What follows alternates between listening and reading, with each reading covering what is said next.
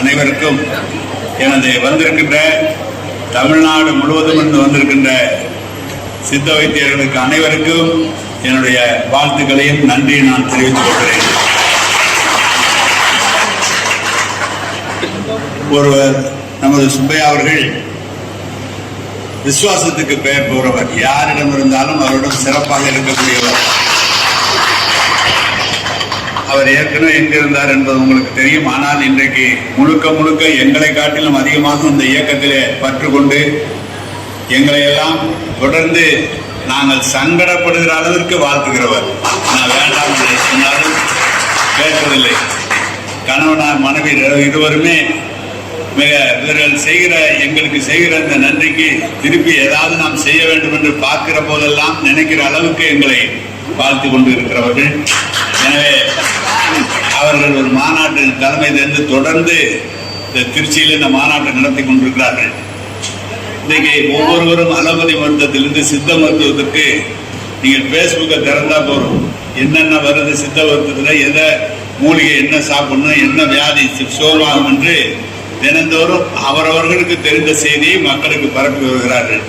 எனவே அலோபதி உடனடியாக நிவாரணம், சித்த வைத்தியம் நிரந்தர நிவாரணம் என்ற நிலைக்கு அனைவரும். எனவே எங்களுக்கு பேராசிரியர் அவர்கள் வேற ஒரு நாள் கூட ஒரு மூச்சு போட்டுட்டதில்லை. அவர் சித்த வைத்தியம் தான். எங்களுடைய கல்வி அமைச்சராக இருந்த பேராசிரியர் அவர்கள் அப்படித்தான் இருந்தார். கலைஞரும் அப்படி அத்தனை வைத்தியமும் கலைஞருக்கும் தெரியும். எனவே இங்கே திராவிட முன்னேற்ற கழகத்தில் இருக்கிற மூத்த முன்னோடி பெருமக்கள் எல்லாம் சித்த வைத்தியில் அதிக நம்பிக்கை கொண்டிருக்கிறார்கள். நான் சட்டமன்றத்தில் கேட்கின்ற போது இங்கே பல்வேறு கல்லூரிகள் இருந்தாலும் சித்த வைத்திய கல்லூரி ஒன்று திருச்சியிலே உருவாக்க வேண்டும் என்று கேட்டு அதை நம்முடைய முதலமைச்சர் அவர்கள் நிதிநிலைக்கு ஏற்ப பின்னால் நிச்சயமாக செய்து தரப்படும் என்று சொல்லியிருக்கிறார்கள். அதை காட்டிலும் இப்பொழுது தமிழரசி அவர்கள் வரவேற்பு நிகழ்ந்த போது இந்த சித்த வைத்தியர்களுக்கு நலவாரியம் உருவாக்க வேண்டும் என்று இங்கு சொல்லியிருக்கிறார்கள். எனவே ஏற்கனவே 40க்கும் மேற்பட்ட நலவாரியங்கள் தமிழக அரசின் சார்பாக நடந்து கொண்டிருந்தாலும் இடையிலே 10 ஆண்டு காலம் அதை கவனிக்கவில்லை. இப்போது புதிய நலவாரியம் எப்படி தொடங்குவது என்பதை நான் நீங்கள் சொன்ன விஷயத்தை நம்முடைய மாண்பு முதலமைச்சரிடம் நிச்சயமாக சொல்வேன் என்பதை நான் தெரிவித்துக் கொள்கிறேன்.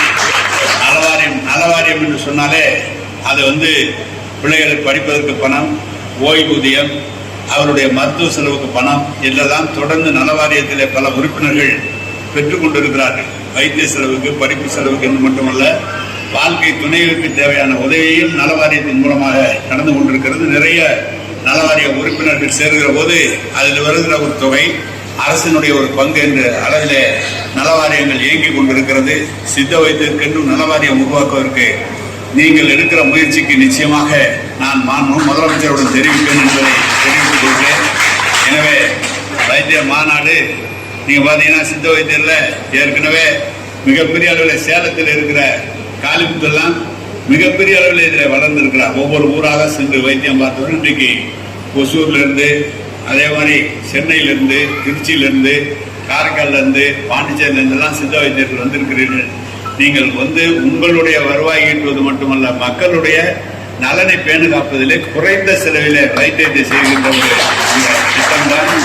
எனவே உங்களுடைய முயற்சி வெற்றி அடையட்டும் என்று வாழ்த்துகிறேன். நீங்கள் இன்றைக்கல்ல எப்போது சுப்பையா பாண்டியன் அவர்கள் அழைத்தாலும் அந்த இடத்திற்கு வந்திருந்து அவருக்கு பெருமை சேர்ப்போம் என்பதையும் தெரிவித்து உங்கள் மாநாடு வெற்றியடைய வேண்டும் என்று மனதார வாழ்த்தி விடைபெறுகிறேன். வணக்கம், நன்றி.